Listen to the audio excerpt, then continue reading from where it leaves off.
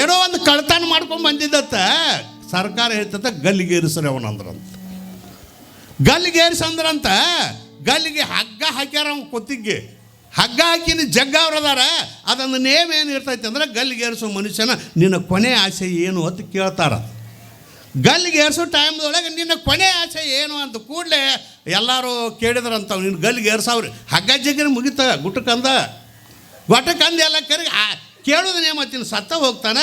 ನಿನ್ನ ಕೊನೆ ಆಸೆ ಏನದ ಹೇಳಪ್ಪ ಅಂದಾಗ ಎಲ್ಲರೂ ಹಿಂದೆ ಹೆಂಡ್ರ ಮಕ್ಕಳದಾರು, ಒಂದು 10 ಎಕರೆ ಭೂಮಿ ಬೇಡ್ತಿರ್ಬೇಕು, ಮಕ್ಕಳಿಗೆ ನೌಕರಿ ಬೇಡ್ತಿರ್ಬೇಕು ಅಂತ ಹಿಂಗೆ ಕೂತು ಇವರೆಲ್ಲ ಏನು ಬೇಡ್ತಾನೆ ಏನು ಬರ್ತಾನೋ ಅವ ಒಂದತ್ತ ಏನಿಲ್ಲಪ್ಪ ಸಾಯೋದಾರೆ ಗ್ಯಾರಂಟಿ ಐತಿ, ಚಲೋ ಪೈಕಿ 1 ಲೀಟರ್ ಹಾಲು ಕಾಯಿಸಿ ಕೊಡ್ರಿ ಅಂದತ್ತ. ಒಂದು ಚಲೋ ಪೈಕಿ ಸಕ್ಕರೆ ಹಾಕಿ ಕೆನೆ ತೆಗೆದು ಚಂದನ ಹಾಲು 1 ಗ್ಲಾಸ್ ಕೊಡ್ರಿ ಅಂದತ್ತ. ಬಸವನವ್ರದ್ದು ಸೂಲವ ನೇರುವ ಕಳ್ಳ ಹಾಲು ಕುಡಿದು ನೇಸು ಕಾಲ ಬದುಕುವನು. ಈ ಇಷ್ಟ ಆಯ್ತೇನು ಹಗ್ಗ ಎಳೆದೈತೆ ಸತ್ತು ಹೋಗ ಅವ ಹಾಲು ಬೇಡ್ತಾನ. ಹಂಗೆ ನಮ್ಮ ಪರಿಸ್ಥಿತಿ ಯಾವಾಗ ಹೋಗ್ತೀವಿ ಅನ್ನೋದು ನಮಗೆ ಗೊತ್ತಿಲ್ಲ. ಸನ್ನಿಹಿತೋ ಮೃತ್ಯು ಕರ್ತವ್ಯೋ ಧರ್ಮ ಸಂಗ್ರಹ ನಿತ್ಯಂ ಸನ್ನಿಹಿತೋ ಮೃತ್ಯು. ದಿನಾನು ಮೃತ್ಯು ನಮ್ಮನ್ನು ನುಂಕೋತ ಬರಾಕೈತೈತಿ. ಆದರೂ ನಾವು ಅದರ ಅರಿವಿಲ್ಲದ ನಾನು ನಂದು ಅಂಥೇಳಿ ಇನ್ನಟ್ಟು ಗಳಿಸಬೇಕು ಬೆಳೆಸಬೇಕು ಅಂತ ಬದುಕ್ತೀವಿ ಅಲ್ಲಪ್ಪ. ನಮಗೆ ಬುದ್ಧಿ ಯಾವಾಗಬಹುದು. ಅದಕ್ಕಾಗಿ ನಮ್ಮ ಜೀವನದೊಳಗೆ ಯಾರಿಗೆ ಯಾರೂ ಇಲ್ಲ, ಯಾರು ಇಲ್ಲ ಅಂತ ಹೇಳಿ ಇರೋ ತಕ್ಕ ಆ ಆನಂದ ಕಳ್ಕೋಬಾರ್ದು. ಇದು ಯಾವುದೂ ನಮ್ಮ ಕೂಡ ಸ್ಥಿರ ಆಗಿ ಬರುವುದಿಲ್ಲ ಅನ್ನೋದು ಇಷ್ಟ ತಿಳ್ಕೊರಿ ನೀವು. ಎಷ್ಟು ಖುಷಿ ಇರ್ತೈತಿ. ಮತ್ತು ಯಾರು ಇಲ್ಲ ಅಂತೇಳಿ ಈಗ ಬಿಟ್ಟು ಹಾದಿಗಿದ್ದೀರಿ. ಪಾಪ ನಿಮ್ಮ ನಂಬ್ಕೊಂಡು ಬಂದಾವು ಹೋಗೋ ಮಂದಿನಕ ಅಲ್ಲಿ ಬಿಡು, ನೀವು ಬಿಡೋದು ಇಲ್ಲ ಅವ್ರನ್ನ, ಸುಮ್ಮ ಮಾಡೋದಟ್ಟ. ಏನಾಗೈತೆ ನಮಗೆ ದುಃಖ ಆಗಕ್ಕೆ ಇಷ್ಟ ಕಾರಣ ನೋಡ್ರಿ. ನಂದಂತೇನು ಪಕ್ಕ ಹಚ್ಕೊಂಡು ಬಿಟ್ಟಿದ್ದು ಹಚ್ಕೋರಿ, ಪ್ರಪಂಚ ಮಾಡಿರಿ ಚಂದಂಗೆ ಎಲ್ಲ ಕರೆ. ಅದಕ್ಕೆ ಒಂದು ದೃಷ್ಟಾಂತ ಭಾಳ ಚಂದ ಹೇಳ್ತಾವ್ರು ಅವ್ರು. ಈ ಪ್ರಪಂಚ ಈ ಜೀವನ ಹೇಗದ ಅಂತ ಕೇಳಿದ್ರೆ ನೀರ ಮೇಲಿನ ಗುರುಡಿ, ಹೆಂಡ್ರು ಮಕ್ಕಳು, ಈ ಶರೀರ. ಅಲ್ರಿ ಈ ಶರೀರನ ಶಾಶ್ವತ ಇಲ್ಲ ಅಂದಾಗ ಇದಕ್ಕೆ ಸಂಬಂಧಪಟ್ಟ ಹೆಂಡ್ರು ಮಕ್ಕಳು ಜೀವನ ಎಂದರೆ ಶಾಸ್ತ್ರ ಆಗುತ್ತೆ. ನಾ ಹೆಂಡ್ರು ಮಕ್ಕಳು ಅಂದಾಗ ತಿಳ್ಕೊಬೇಕು. ನೀವು ಗಂಡ್ರು ಮಕ್ಕಳು ತಿಳ್ಕೊರಿ. ಮತ್ತು ನಿಮ್ಗೆ ಅಟ್ಟ ಹತ್ತಿಲ್ಲ, ಅವು ಅಟ್ಟ ಇವು ಅಟ್ಟ. ಯಾರಿಗೆ ಇರೋದಿಲ್ಲ ಅದು. ಪ್ರಪಂಚ ಅಂದ್ರೆ ಹಂಗ ಅಲ್ಲ, ಅದು ಎಲ್ಲರೂ ಅಷ್ಟ ಇರ್ತಾರೆ. ಅದಕ್ಕಾಗಿ ಪುಣ್ಯಾತ್ಮರು ಏನು ಅಂತ ಕೇಳಿದ್ರೆ ಸುಮ್ಮ ಇವ್ರ ತಕ್ಕ ಒಂದು ನಮೂನಿ ನಾಟಕ ಕಂಪ್ನಿ ಅದು. ಇವು ನಾಟಕ ಬೇದಿರಪ್ಪ. ಮತ್ತು ನೀವು ಏನು ನಾಟಕ ಮಾಡ್ತಾರೆ, ಬೇಯೋದೇನೈತೆ.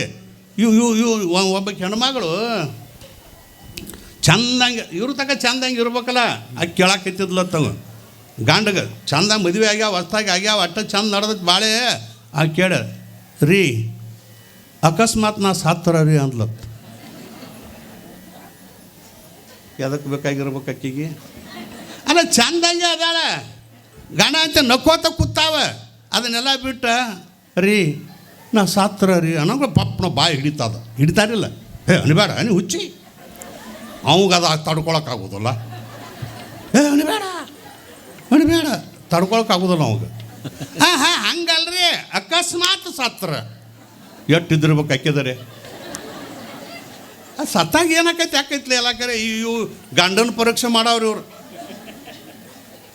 ಅವಂದ ಹುಚ್ಚಿ ಕಮಲೇಶನ ಆಶೀರ್ವಾದ ಐತಿ, ಸಿದ್ಧಲಿಂಗಪ್ಪನ ಆಶೀರ್ವಾದ ಐತಿ, ಏನು ನೀ ಸಾಯೋದಿಲ್ಲ, ಇನ್ನೂ ಬದುಕ್ತೀವಿ. ಸಾಯೋದು ಗ್ಯಾರಂಟಿನ ಐತೆ, ಆದರೆ ಇನ್ನೂ 4 ಒಪ್ಪತ್ತು ಬದುಕ್ತು.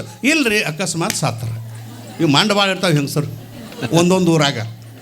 ನಿಮ್ಮದು ಹೇಳೋದಿಲ್ಲ ನಾ ಇನ್ನ, ಯಾಕಂದ್ರೆ ಕಮ್ಗೆ ಊಟಕ್ಕೆ ಹಾಕಾಕತ್ತೀರಿ ಇನ್ನೂ 5 ದಿವಸ ಅವ ಮೊನ್ನೆವಾಗ ಕ್ಯಾಟ್ ಅಂದ್ರೆ ಹಂಗೆ. ಹಾಂ ಕರ್ನಾಟಕದಾಗ ಅದಾರ ಅಲ್ಲಿ ಅವ್ರನ್ನ ಕೊಟ್ಟಾರ ಇಲ್ಲಿ. ಮತ್ತು ನಾ ಕರ್ನಾಟಕ ಹೋಗ್ಬೇಕು ಬೌಂಡ್ರ್ಯಾಗ ನಿಂತ್ರಂದ್ರೆ ಒಟ್ಟು ಒಂದು ಊರಾಗ ಹಿಂಗೆ ಅಂದ್ಬಿಡೋದಪ್ಪ. ಆ ಕಡೆ ಹೋದಾಗ ಈ ಕಡೆ ನಮ್ಮ ಚಟಾವು. ಯಾಕೆ ಅಂದಕ್ಕೆ ಅಕಸ್ಮಾತ್ ಸತ್ರ ಏನಾಕೈತಿ ನಿಮಗೆ ಅಂತ. ಅವ್ನು ಏನು ಮಾಡ್ಬೇಕು ಪಾಪ ಏನು ಮತ್ತೆ ಬಿಡವಳೆಗೆ ಹೇಳಕ್ಕೆ. ಅದಕ್ಕಂದ ನನಗೆ ಹುಚ್ಚ ಹಿಡಿತೈತಿ ಅಂದವ. ಅದನ್ನ ಅನ್ಬೇಕಲ್ಲ, ಮತ್ತೇನು ಅನ್ಬೇಕು. ಹುಚ್ಚ ಹಿಡಿತೈತಿ ರೀ ಅತಾಳಾಕೆ, ನಗತಾಳಾಕೆ ಹುಚ್ಚ ಹಿಡಿತೈತಿ ರೀ. ಹೌದು ನನಗೆ ತಲೆ ಕೆಟ್ಟು ಒಂದು ಮನೆ ಹುಚ್ಚ ಹಿಡಿತೈತಿ ಅಂದ ಕೂಡಲೇ ಹಾಕ್ಯಂದ್ಲ. ಹಂಗಾದ್ರೆ ಮತ್ತೊಬ್ಬಕ್ಕಿನ ಆಗೋದಿಲ್ಲನ್ರಿ. ಇಲ್ಲಿ ಗೊತ್ತೈತಿಕ್ಯದ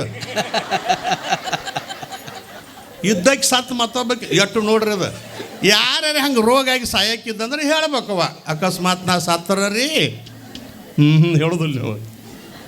ನಾವು ಸಾತ್ತರ ರೀ ಚಲೋ ಒಂದು ಮತ್ತೊಂದು ಆಗ್ರಿ ಚಂದಂಗೆ ಇರತ್ತೆ ಒಬ್ಬಕ್ಕೆ ರೈತೀರಿ ನೀವು ಸಾತ್ರು ನೋಡೋದಿಲ್ಲ ಅಂದ್ರೆ ಮತ್ತೊಬ್ಬಕ್ಕೇನ ಅವ ಅಂದ ನನಗೆ ಹುಚ್ಚ ಹಿಡಿತೈತೆ ತಲೆನೇ ಕೆಡ್ತೈತೆ ಹುಚ್ಚ ಹಿಡಿತೈತೆ ಅಂದ ಕೂಡಲೇ ಹಂಗಾದ್ರೆ ಮತ್ತೊಬ್ಬಕ್ಕೇನು ಆಗೋದಿಲ್ಲ ಅಂದ್ರೆ ಅಂದ ಕೂಡಲೇ ಅವ್ನು ಪಕ್ಕ ನಿಮ್ಕಿದ್ದು ಬರಿಕಿದ್ದ ನಾವು ಹುಚ್ಚ ಹಿಡಿದಿರ್ತೈತಿ ಏನು ಮಾಡ್ತಾನೆ ಹೇಳಕ್ಕೆ ಬರೋದಿಲ್ಲ ಅಂದ್ಬಿಟ್ಟು ಹುಚ್ಚ ಹಿಡಿದಿರ್ತೈತೆ ಅವ್ನು ಹುಚ್ಚು ಏನು ಮಾಡ್ತೈತಿ ಅಂತ ಹೇಳಕ್ಕೆ ಬರ್ತೈತಿ ಅಂದ ಹಂಗೆ ಇವರೆಲ್ಲ ಪರೀಕ್ಷೆ ಮಾಡೋರು ಅಟ. ಅದಕ್ಕಾಗಿ ಹೆಂಡರ ಮಕ್ಕಳ ಮಾಡಿದಿ ಜಾಕಿ ಬಾಡಿಗೆ ಎತ್ತಿನಂಗ ದುಡಿದು ಹಾಕಿ ಎಷ್ಟು ಚಂದ ಬರೆದಾರಲ್ರಿ ಕಡ್ಕೊಳ್ಳು ಮಡಿವಾಳಪ್ಪನವರು. ಹೆಂಡರ ಮಕ್ಕಳ ಮಾಡಿದಿ ಜಾಕಿ ಬಾಡಿಗೆ ಎತ್ತಿನಂಗ ದುಡಿದು ಹಾಕಿ ನೀ ಕೊಡುವುದಿತ್ತು ಅವರ ಹಿಂದಿನ ಬಾಕಿ ಬಾಕಿ ತೀರಿದ ಮೇಲೆ ಒದ್ದು ಹೊರಗೆ ಹಾಕುವರೋ ನೂಕಿ. ಇದು ಜೀವನ. ಇಷ್ಟ ನೀವು ಬಡೀರಿ ಅವ್ರದ್ದು ಅಟ್ಟ ಎಲ್ಲರದು ಅಟ್ಟ ಅದ. ಅವರು ಇವರು ಅಂತಲ್ಲ ಬರದಾರ ಹೆಂಡರು ಮಕ್ಕಳು ಅಂತೇಳಿ ಇವು ಗಂಡರು ಮಕ್ಕಳು ಅಷ್ಟ ಅದ. ಪುಣ್ಯಾತ್ಮರೇ ಯಾರಿಗೆ ಯಾರು ಇರೋದಿಲ್ಲ ಅಂದ್ರೂ ಜೀವನ ಇರತಕ್ಕ ನಾನು ನಂದು ಅಂತ ಖುಷಿಲೇ ಇರಬೇಕು. ಅದಕ್ಕಾಗಿ ಈ ಬಳಗ ಇದೇನೈತಲ್ಲ ಅದಕ್ಕೆ ನಾನು ಒಂದು ಪದ್ಯ ಬರೆದೀನಿ. ಕೊಟ್ಟಿ ಸಂಸಾರ ಬಿಟ್ಟನಿ ಬಾರ ಎಷ್ಟಿದ್ದರು ಒಂದು ದಿನ ಹೋಗೋದು ನಿರ್ಧಾರ. ಇಷ್ಟ ಅದನ್ನು ನೆನಪಿಟ್ಕೋಬೇಕು. ಅರ್ಥ ಏನು ಅಂದ್ರೆ ನಮಗೆ ದುಃಖಕ್ಕೆ ಕಾರಣ ಯಾವುದು ಅಂತ ಕೇಳಿದ್ರೆ ಮಮಕಾರ, ನಾನು ನನ್ನದು ನೋಡಿರ್ಬೇಕಾದ್ರೆ. ಅದಕ್ಕೆ ಹೇಳ್ಯಾರ ಅವರು ಒಂದು ಮಾತು ಹೇಳಿದಾರಲ್ಲ, ಭೂಮಿನೂ ಕೆಟ್ಟಲ್ಲ, ಹೆಣ್ಣೂ ಕೆಟ್ಟಲ್ಲ, ಗಂಡನೂ ಕೆಟ್ಟಲ್ಲ, ಪ್ರಪಂಚದೊಳಗೆ ಕೆಟ್ಟ ಎಂಬುದು ಯಾವುದೂ ಇಲ್ಲ, ಯಾವುದು ದುಃಖ ಕೊಡೋದಿಲ್ಲ. ದುಃಖ ಕೊಡೋದು ಯಾವುದು ಅಂದ್ರೆ ಮಮಕಾರ. ಅದರ ಮ್ಯಾಲಿನ ಮೋಹ ಅತಿ ಮಾಡಿ ಏನು ಮೋಹ ಮಾಡ್ತೀವಲ್ಲ ಅದು ನಮ್ಮ ದುಃಖಕ್ಕೆ ಮೂಲ ಕಾರಣ ಆಯಿತು. ಅದಕ್ಕಾಗಿ ನಿಮಗೊಂದು ಮಾತು ಹೇಳಿದರೆ ತಿಳಿತೈತೆ. ಅದೊಂದು ಹೇಳಿ ನಾನು ಮುಕ್ತಾಯ ಮಾಡ್ತಾನೋ. ಶರಣರು ಹೇಳಿದರು, ಭೂಮಿ ನಿನ್ನದಲ್ಲ, ಕಾಮಿನಿ ನಿನ್ನವಳಲ್ಲ, ಹೇಮ ನಿನ್ನದಲ್ಲ, ಅದು ಜಗಕ್ಕಿಕ್ಕಿದ ವಿಧಿ ನಿನ್ನದೆಂಬುದು ಜ್ಞಾನರತ್ನ, ನಿನ್ನ ಒಡವೆ ಎಂಬುದು ಜ್ಞಾನರತ್ನ. ಅಂತಪ್ಪ ದಿವ್ಯ ರತ್ನವ ನೀನು ಅಲಂಕರಿಸಿದೆಯೋಡೆ ನಮ್ಮ ಗುಹೇಶ್ವರ ಲಿಂಗದಲ್ಲಿ ನಿನ್ನಂಥ ಶ್ರೀಮಂತರ ಯಾರಿಲ್ಲ. ನಿಮಗೆ ಹಿಂಗೆ ಹೇಳಿ ತಿಳಿದಿಲ್ಲ. ಒಂದು ದೃಷ್ಟಾಂತ ಹೇಳ್ತಾನೆ ನಾನು. ಇವು ಎಲ್ಲರೂ ಹೋಟೆಲ್ಗೆ ಹೋದ ಮಂದಿನ ಅದಾರೆ. ಹೋಟೆಲ್ಗೆ ಹೋಗಿರಲ್ಲ ಎಲ್ಲರೂ. ಈಗ ಹೋಗ್ಲಿಕ್ಕೆ ಮೊದಲಾರು ಹೋಗಿರ್ತಾರೆ ಜೋಡಿಯಾಗಿ. ಒಬ್ಬ ಮನುಷ್ಯ ಬೆಂಗಳೂರಾಗ ಹೋಟೆಲ್ಗೆ ಹೋದ. ಹಳ್ಳಿ ಮನುಷ್ಯ ಅವ್ನು ಏನೂ ಗೊತ್ತಿಲ್ಲ, ರುಮಾಲು ಸುತ್ತಕೊಂಡು ಅವ್ನು ಹೋಟೆಲ್ ಅಂದ್ರೆ ಗೊತ್ತಾಗಿಲ್ಲ. ಆದರೂ ಹೇಳೋರು ಕೇಳೋರು ಕೇಳಿದ್ದ ಅದ ಫಸ್ಟ್ ಹೋಗ್ಬೇಕಾಗಿತ್ತು ಹೊಸದದ್ದ. ಬೆಂಗಳೂರು ನಗರದೊಳಗೆ ಹೋಗಿ ಒಂದು ಹೋಟೆಲ್ಗೆ ಹೋದ. ದೊಡ್ಡದೊಂದು ಕೈಚೀಲ ತೊಗೊಂಡು ಹೋಗಿದ್ದ ನಾವು ಹೋಗಾಗ. ಯಾಕಂದ್ರೆ ಆಗೆಲ್ಲ ಈಗಿನ ಗತಿ ಬ್ಯಾಗ್ ಅದು ಏನಿದೆಲ್ಲ ಒಂದು ದೊಡ್ಡ ಕೈಚೀಲ ತೊಗೊಂಡು ಹೋಗ್ಬೇಕು. ಅಕಸ್ಮಾತ್ ಯಾರಿಗೂ ಭೇಟಿ ಆಗಕ್ಕೆ ಹೋಗಿದ್ದು ಕಾಣಿಸ್ತೈತಿ. ಭೇಟಿ ಆಗಲಿಲ್ಲ, ಪತ್ತಾನೂ ಇಲ್ಲ, ಏನಲ್ಲ. ಹಸು ಅದು ಹೋಟೆಲ್ ಒಂದಿತ್ತು, ಹೋಗಿಬಿಟ್ಟ. ಅವರು ನೋಡಿದವ ಎಲ್ಲರೂ ದೋಸೆ ತಿನ್ನೋದು, ಇಡ್ಲಿ ತಿನ್ನೋದು, ಪುರಿ ತಿನ್ನೋದು ನೋಡಿದವ. ಕೇಳಿದವ ಬಂದ, ಏನು ಬೇಕು ನಿನಗಂದ. ಅವಂದ ಅವು ಏನಂದ, ಅವು ಇಡ್ಲಿ ಪುರಿ ಅಂದ. ಇಡ್ಲಿ ಹೆಂಗೆ ಪ್ಲೇಟ ಅಂದ. ಇಡ್ಲಿ ಹೆಂಗೆ ಪ್ಲೇಟ ಅಂದ ಕೂಡಲೇ 100 ರೂಪಾಯಿ ಪ್ಲೇಟ. ತಿಂದು ಗಾವಂಗೆ ತಿಂದ. 4 ರೊಟ್ಟಿ ತಿನ್ನು ಮಂದಿದು. 2 ಇಡ್ಲಿ ಬೇಡ ಹೆಂಗೆ ಮುಗಿದತ್ತು. ಆ ಇಡ್ಲಿ ತಿಂದ ಆದ ಕೂಡಲೇ ದೋಸೆ ಹೆಂಗೆ ಪ್ಲೇಟ ಅಂದ. ಅದು 100 ರೂಪಾಯಿ. ಇಡ್ಲಿನೂ ತಿಂದ, ದೋಸೆನೂ ತಿಂದ, ಪುರಿನೂ ತಿಂದ. ಅದೊಂದು 100, ಅದೊಂದು 100, ಅದೊಂದು 100, 300 ರೂಪಾಯಿ ಆಯ್ತಲ್ಲ. ಮತ್ತೇನೈತಿ. 3 ಪ್ಲೇಟ್ ತಿಂದಿದ್ದ, 300 ರೂಪಾಯಿ ಆಯ್ತು. ಬಿಲ್ ಕೊಟ್ಟರು, ಬಿಲ್ ತೊಗೊಂಡ. 300 ರೂಪಾಯಿನೂ ಕೊಟ್ಟ. ಅಲ್ಲಿ ಇಟ್ಟವು ಎಲ್ಲರೂ ಇಡ್ತಿದ್ರು. ಹಂಗೆ ಇಟ್ಟ ಪ್ಲೇಟ್ದಾಗ ತೊಗೊಂಡು ಅವ ಅವ್ನು ಹೋದ ಚಿಲ್ಲರ ಮತ್ತು ಅದು ಇದನ್ನು ಬಡಿ ಸ್ವಲ್ಪ ತಂದು ಕೊಡ್ತಾರೆ. ಹಂಗೆ ತೊಗೊಂಬಂದ. ಆ ತೊಗೊಂಬರ್ಗುಡ್ದ ಇವು ಏನು ಮಾಡಾಕತ್ತಿದ ಅಂದ್ರೆ ಆ ಕೈಚಿಲ್ದಾಗ ಆ ಪ್ಲೇಟ, ಆ ವಾಟೆ, ಆ ಚಮಚ ಎಲ್ಲ ಹಾಕೊಳಕತ್ತಿದ್ದ. ಅವು ಸಪ್ನ ಅಂದ, ಏನಿದೆ ಅಂದವ. ಏನಂದ್ರೆ ನಿಮಗೆ ಕರಾರಾಗಿತ್ತು ಏನಂದವು. ದ್ವಾಸೆ ಹಂಗೆ ಪ್ಲೇಟ್, ದ್ವಾಸೆ ಹಂಗತ್ ಕೇಳಿಲ್ಲ ನಿನ್ನ. ಇಟ್ಟು ಹೇಳ್ರೆ ತಿರ್ತೈತಿ ನಿಮಗೆ. ದ್ವಾಸೆ ಹೆಂಗೆ ಪ್ಲೇಟ,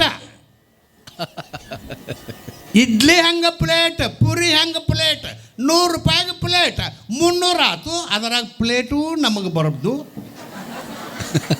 ವಾಟೇನೂ ನಮಗೆ ಸಂಬಂಧ, ಚಮಚೇನೂ ನಮಗೆ ಸಂಬಂಧ. ಅತ್ ನಾ ತುಂಬ್ಕೋತಾನಂದ, ತುಂಬಾಕಿ ಬಿಟ್ಟಾರ ಅವನು. ನಾ ಹೇಳೋದು ಇಟ್ಟರೊಳಗೆ ತಿಳ್ಕೊಂಡು ಬಿಡ್ತೀರಿ ನೀವು. ತಿಳ್ಕೊಂಡಿಲ್ಲ, ತಿಳ್ಕೊಳ್ಳೋದು ಇಷ್ಟ ಐತೆ. ಹೋಟೆಲ್ಗೆ ಹೋಗಿರಿ ತಿನ್ನಾಕ 300 ರೂಪಾಯಿ ಕೊಟ್ಟಾರಿ, ಬರೋಬರ ಐತಿ. ಹೋಟೆಲ್ದೊಳಗೆ ಪ್ಲೇಟ್ ಹೆಂಗತ್ತು ಕೇಳ್ಯಾರಿ, ದ್ವಾಸೆ ತಿನ್ನಾಕ ಅಧಿಕಾರ ಐತೆಲ್ಲ, ಕರೆ ಪ್ಲೇಟ್ ತರಾಕ ಅಧಿಕಾರ ಇಲ್ಲ. ನಾ ಹೇಳೋದು ತಿಳಿದೈತಿ. ಪ್ಲೇಟ್ ನಿಂಬುದು ಅಲ್ಲ, ಚಮಚನೂ ನಿಂಬು ಅಲ್ಲ, ಹೋಟೆಲ್ ಅದರೊಳಗಿರುವಂಥ ಪದಾರ್ಥಗಳು ಏನು ತಿನ್ನಾಕ ಐತಿಲ್ಲ, ಅದಕ್ಕೆ ಅಷ್ಟ ಅಧಿಕಾರ ಅದರಲ್ಲ. ಹಂಗೆ ತಿಳಿದಿರ್ಬೇಕ. ಇವೇನು ಕೂತಾವ ಪ್ಲೇಟ್, ಹೆಂಡ್ರು ಪ್ಲೇಟ, ಗಂಡ್ರು ಪ್ಲೇಟ. ಮನ್ಯಾಡು ದೊಡ್ಡ ಎಲ್ಲ ವಾಟೆ, ಇವೆಲ್ಲ ಇಟ್ಟಿಟ್ಟು ಓಡಾಡಕೈತೇವಲ್ಲ ಚಮಚೆ.